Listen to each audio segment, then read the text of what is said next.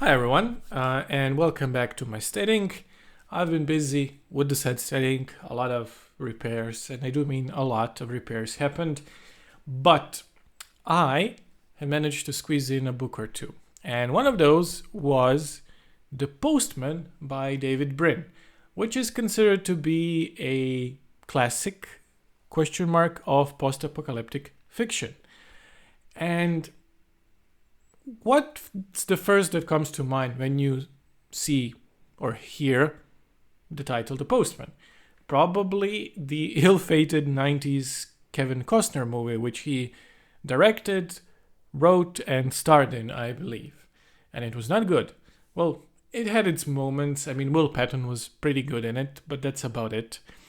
The thing that would constantly be commented about that movie and that would constantly come up was, oh, ignore the movie.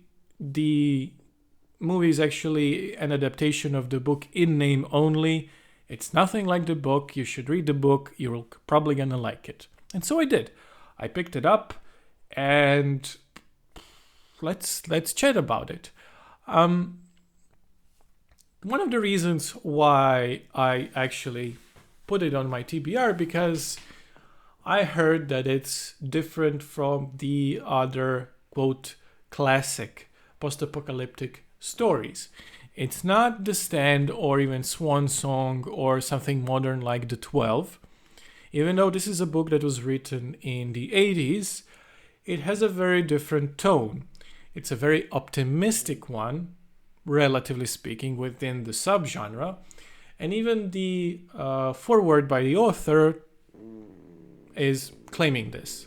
He set out to write a story about where... What is it, dog? I'm sorry, my dog is snoring. He set out to tell a story where, yes, there will be some bad actors if the world collapses, but enough of the people will band together to make a difference. And yeah, that's what happens. The premise is actually quite complicated, even though you wouldn't think so with such a short book, because it kind of consists of three wildly different ideas. So, first idea, which is probably my favorite in the book and the shortest, sadly, is the main character is a survivor of World War III, which is the cause of the collapse of civilization. And he was a soldier in that war. And as his unit collapsed, he was the only survivor, he was forced to survive. And the way he did that was not by raiding or living as a hermit in the woods. It was by becoming a traveling minstrel, a performer, and putting on one-man shows of Shakespeare and other plays, as he was a college graduate when the war has happened. And as he was traveling from a distant village to another distant village to a hamlet, he would perform his one-man plays in exchange for lodging, food, decent meal, that sort of thing. And as he is traveling from village to village, he gets into trouble because the countryside, or pretty much anywhere else, is not that safe. The brigands and bandits are roaming through it. And there are dangerous bandits, garden variety, survivalists, as they're called, just preppers, and actual fanatics that have banded into their own form of militia, and they are called Holnists. They are inspired by a right-wing extremist writer who wrote this manifesto in a book that inspired an entire generation of post-war people, mostly men. And he runs into them and manages to escape, but he is robbed of everything. And as he is trying not to freeze to death in the cold of the night, he finds in the dark an remains of a postal service person, of a postman, which takes us to idea number 2.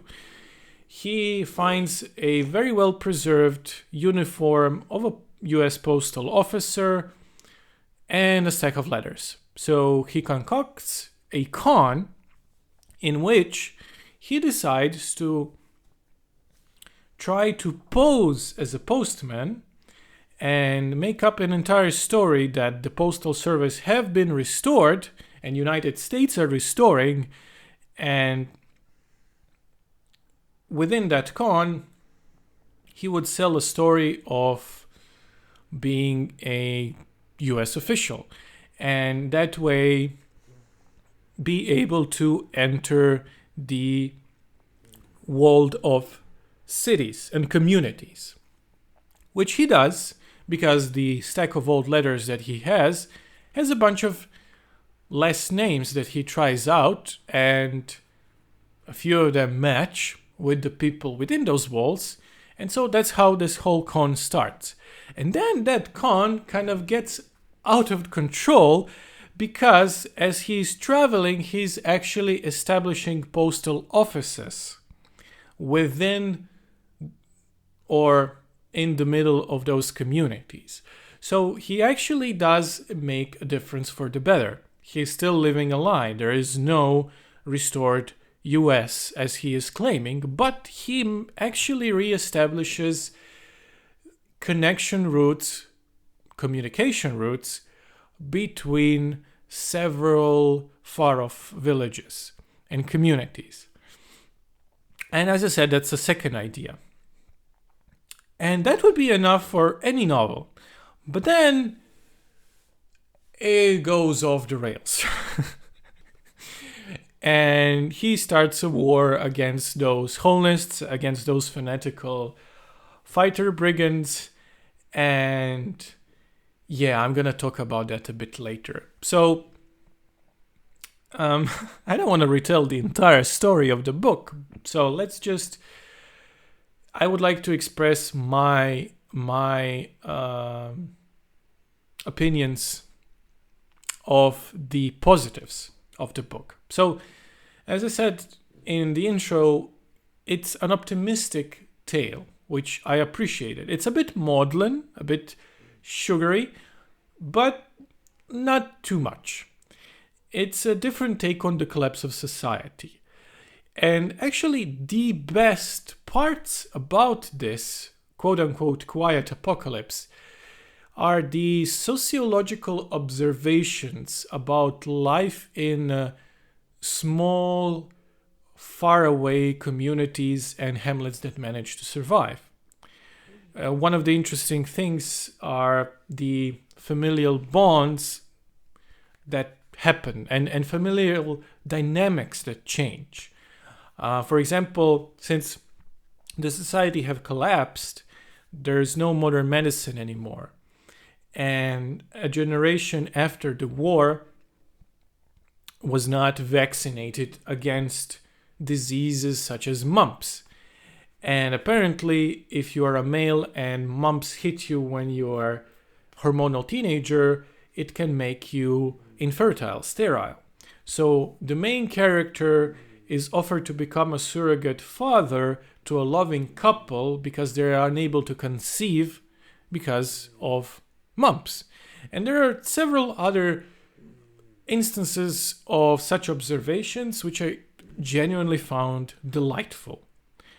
I like that the author was much more interested in why the apocalypse happened, but not how. It's not important who threw the bombs first. There are atomic bombs as well and radiation and stuff like that, but that's not important. The society and where it was going and how it was going there and where it ended up, that's the thing that's of interest to the author. So that's why it's a positive from me. Another positive, which I also mentioned, was the minstrel part.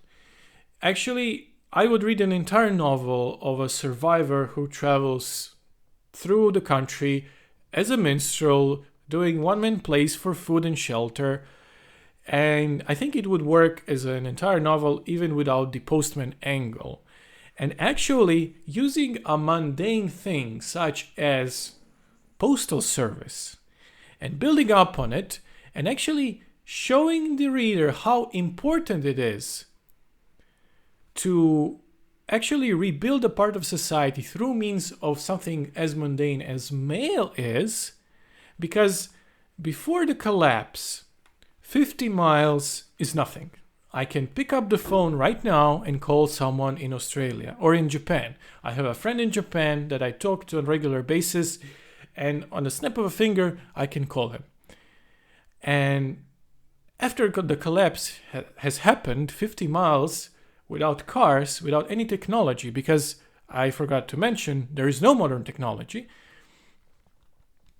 It's no small thing. 50 miles or even 10 becomes an actual distance.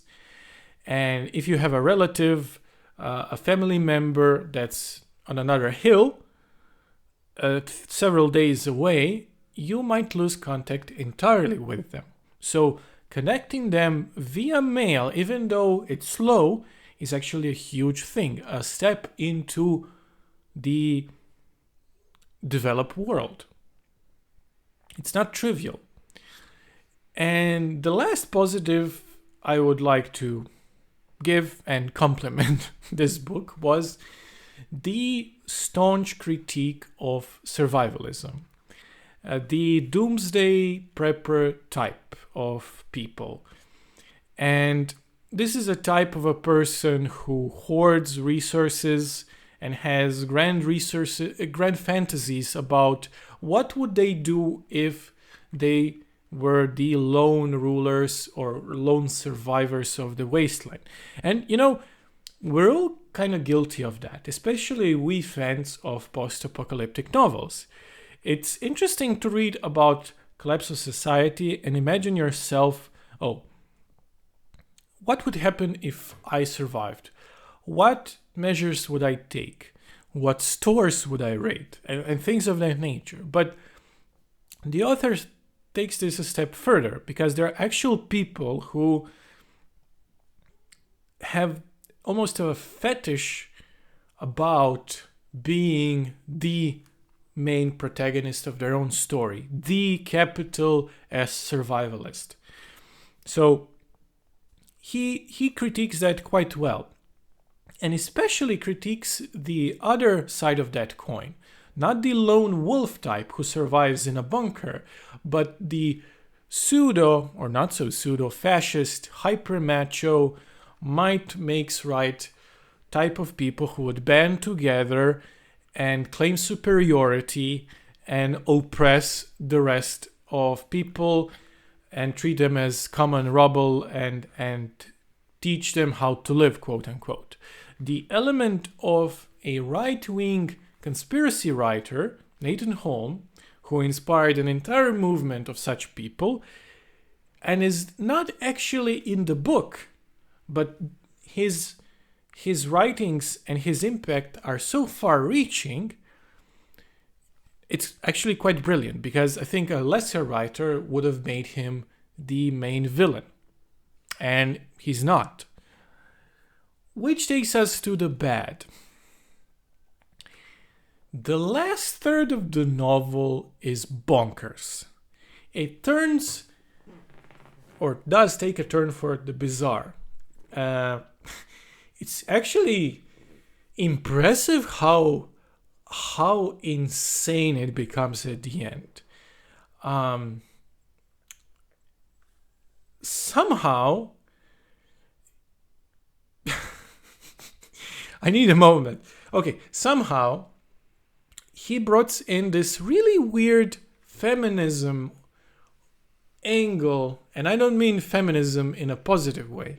I mean his take on feminism in the last third of the book, where he has a female character who read a bunch of feminist literature, even though she was not born during modern times.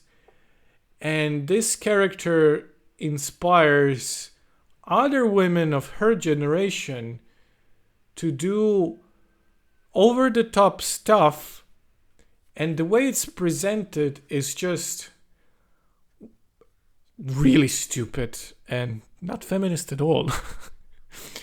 And that aside, there is a very clumsy Wizard of Oz homage, because in the last third of book, as our character is traveling and re-establishing the postal offices through America, he hears about an AI called the Cyclops, who is actually rebuilding the machinery and technology in the area. So he goes to visit it and try to employ its help against, the banditry and so forth. And he discovers that it's a fake one. Or rather, there was an AI, there were AIs before the war, actual autonomous AIs, artificial intelligence, but this one is dead, and the survivor scientists are just giving advices to commoners via the microphone with an elaborate light show, just like in The Wizard of Oz. And it was really stupid. And there's also a character of this neo-hippie war general that likes to meditate and trip out. And he is secretly an augmented super soldier. And he's not the only one. The members of Holists, the hyper macho types, have a few members in their midst who were augmented soldiers from the war's past. And this whole reveal about the X-Men super soldiers comes at the very, very, very end of the novel, and it's just insane. It makes no sense. The novel did not need to have that. It would have been much more powerful if the novel had an open-ended semi-resolution. But this was just like... I can't believe I'm saying this, but I think that the Costner film actually did the right thing by just picking one aspect of the novel, which is rebuilding of society through postal service, and running with it. It's still a bad film, but it's more coherent narrative than this book. So you'll also notice that I haven't mentioned individual characters, and that's because they barely exist. All of the characters are just vehicles for the statements the author is making. Even the main protagonist is just a vehicle for delivery of observations. And observations that I genuinely enjoyed, but I never felt that the character was saying them. I always had the impression that the author was writing them down. Which, I know it sounds stupid, but hear me out. I felt a disconnect between the internal monologue of the protagonist and the actual character of the protagonist. Because the actual protagonist, there's very little to say about him as a person. He is in middle 30s, which by the apocalyptic standards is almost middle-aged. He is slim because there's not much to eat. He minored in theater and English, I think, and he likes food and women. Riveting. Just mind-blowing stuff. So I'm not trying to be super mean to this book, but I don't think it's a classic. At least I don't consider it to be. I wish I read it when it was relevant, but I was not around in the 80s. But then again, there's plenty of apocalyptic books that I read that are even older than this one that I actually would confirm that they are deserved of a title of a classic. A Canticle for Leibowitz, for example, is half a century old, if not older book, and it's magnificent. It still reads well. This was interesting. I do not regret reading it. If I were to give it a score, I guess I would give it like 2.5 out of 5, maybe 3 on a good day. I don't know if I would recommend it to. Let's just say, if you want to read it, try to read it in audio, because I started reading it in print, or rather on Kindle, and then I looked up an audiobook, and it's actually included within the audiobook subscription, so it doesn't cost any credits currently in my area. I don't know, maybe it's different regionally, but it's currently free. So it's not a super long book, and the narration is very good. I need to give props to narration. It's excellent. So that's about it from me. And I'll be soon publishing more videos that I promised.